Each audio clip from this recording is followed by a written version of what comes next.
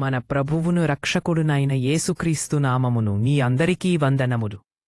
ప్రియమైన సహోదర సహోదరిల్లారా, ఉదయకాల అనుదిన ధ్యాన కార్యక్రమానికి మిమ్మల్ని హృదయపూర్వకంగా ఆహ్వానిస్తున్నాను. ఈరోజు ధ్యాన శీర్షిక వీల్చైర్లో నుంచే సాక్ష్యం. ఈరోజు వాక్యం: మనుష్యకుమారుడు పరిచారము చేయించుకొనుటకు రాలేదుగాని పరిచారము చేయుటకును అవేకులకు ప్రతిగా విమోచన క్రయధనముగా తన ప్రాణమునిచ్చుటకును వచ్చెనని చెప్పాను. మత్తయి 20:28. ఈరోజు లేఖన భాగం 25:31 నుండి 40 వరకు. తన మహిమతో మనుష్యకుమారుడును ఆయనతో కూడా సమస్త దూతలును వచ్చునప్పుడు ఆయన తన మహిమగల సింహాసనము మీద ఆసీనుడయ్యుండును. 32. అప్పుడు సమస్త జనములు ఆయన ఎదుట పోగు చేయబడుదురు. గొల్లవాడు మేకలలో నుండి గొర్రెలను వేరుపరచునట్లు ఆయన వారిని వేరుపరచి 33. తన పుడివైపున గొర్రెలను ఎడమవైపున మేకలను నిలువబెట్టును. 34.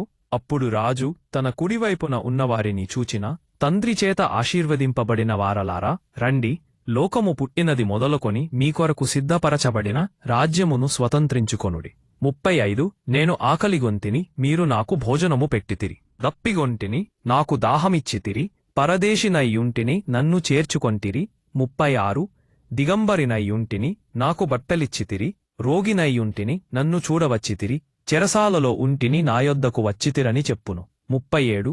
అందుకు నీతిమంతులు, ప్రభువా, ఎప్పుడు నీవు ఆకలిగొనియుండుట చుచి నీక ఆహారమిచ్చితిమి, నీవు దప్పిగొనియుండుట చూచి ఎప్పుడు దాహమిచ్చితిమి. 38. ఎప్పుడు పరదేశివయ్యుండుట చూచి నిన్ను చేర్చుకొంటిమి. దిగంబరివై ఉండుట చూచి పట్టలిచ్చితిమి. చెరసాలలో ఉండుటయైనను చూచి నీ యొద్దకు వచ్చితిమని ఆయనను అడిగెదరు. నీ యొద్దకు వచ్చితిందిమని నిశ్చయముగా నీతో చెప్పుచున్నానని వారితో అనును. న్యాన్సీ స్థానిక వార్తాపత్రికలో ఒక ప్రకటన ఇచ్చింది. మీరు ఒంటరిగా ఉన్నా లేదా ఏదైనా సమస్యలో ఉన్నా నన్ను కాల్ చేయండి. బయటకు పెద్దగా వెళ్ళలేను. మన సమస్యలను పరస్పరం పంచుకుందాం. దయచేసి కాల్ చేయండి. మీరు మాట్లాడితే నాకు ఆనందంగా ఉంటుంది. ఆ ప్రకటనకు అద్భుతమైన స్పందన వచ్చింది. వారానికి 30 కాల్స్ కంటే ఎక్కువ. ఈ విధంగా ఆమెను తన వీల్చైర్ నిండే ఇతరులను సహాయం చేయడానికి ప్రేరేపించింది ఏమిటి? న్యాన్సీ వివరించింది, తాను పూర్వం పూర్తిగా ఆరోగ్యంగా ఉన్నప్పటికీ లోతైన నిరాశలో పడిపోయింది.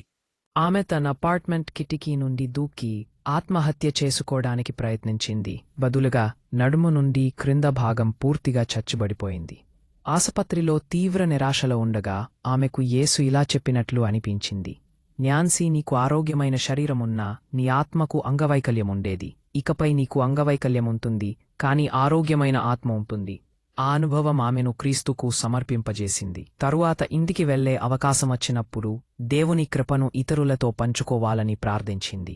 అప్పుడు ఆమెకి వార్తాపత్రిక ప్రకటన అనే ఆలోచన వచ్చింది. ప్రతి విశ్వాసి అవసరంలో ఉన్నవారికి సహాయం చేయడానికి ఏదో ఒక పని చేయగలడు. మన యేసుక్రీస్తు సమర్థవంతమైన సాక్షులమై ఉండగలం. ప్రార్థన: ప్రభువా, ఇతరులు నీ కరుణను, నీ ప్రేమను నా మాటల్లోనూ క్రియల్లోనూ దీపముగా చేయుము.